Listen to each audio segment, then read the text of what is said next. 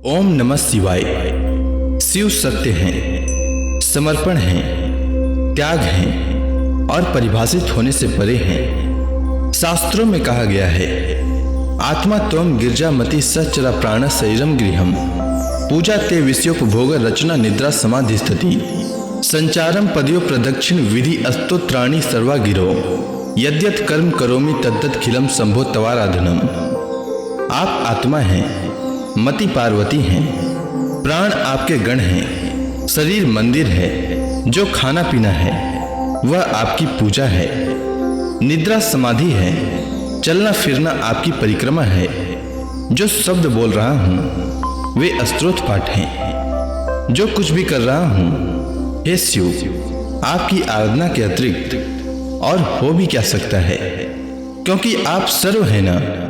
जब सब कुछ आप ही हैं, सर्वम शिवमयम जगत। जिस तरह सत्य और शक्ति एक दूसरे के बगैर अधूरे हैं, जिस तरह आत्मा और मन के बगैर शरीर जागृत नहीं हो सकता, उसी तरह शिव और पार्वती की एक दूसरे के बगैर कल्पना भी नहीं की जा सकती।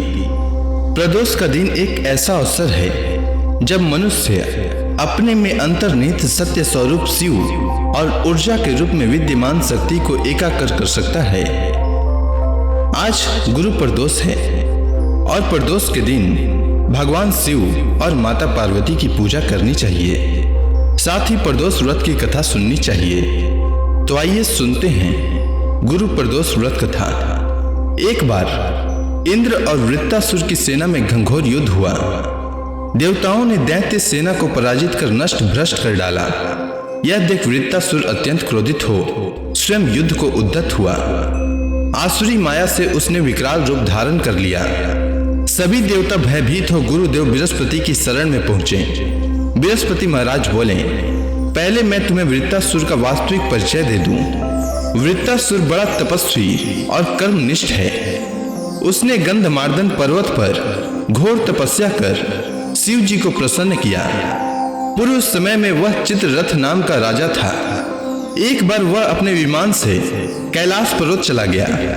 वहां शिव जी के वाम अंग में माता पार्वती को विराजमान देखकर वह उपहास पूर्वक बोला, हे प्रभु, मोह माया में फंसे होने के कारण हम स्त्रियों के वशीभूत रहते हैं, किंतु देवलोक में ऐसा दृष्टिगोचर नहीं हुआ कि स्त्री आलिंगनबद्ध हो सभा में बैठे।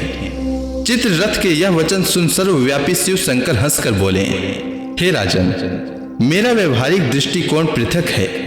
मैंने मृत्युदाता कालकूट महाविष का पान किया है, फिर भी तुम साधारण जन की भांति मेरा उपहास उड़ाते हो। माता पार्वती क्रोधित हो चित्ररथ से बोली, अरे दुष्ट, तूने सर्वव्यापी महेश्वर के साथ ही मेरा भी उपहास उड़ाया है। अतएव मैं तुझे वह शिक्षा दूंगी कि फिर तू ऐसे संतों के उपहास का दुस्साहस नहीं करेगा। अब तू दैत्य स्वरूप धारण कर विमान से नीचे गिर, मैं तुझे श्राप देती हूँ।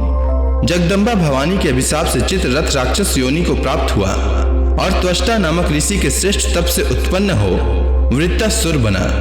गुरुदेव बृहस्पति आगे बोले, वृत्तासुर बाल्यकाल से ही शिव भक्त रहा है। अतः हे इंद्र, तुम बृहस्पति प्रदोष व्रत कर शंकर भगवान को प्रसन्न करो। देवराज ने गुरुदेव की आज्ञा का पालन कर बृहस्पति प्रदोष व्रत किया।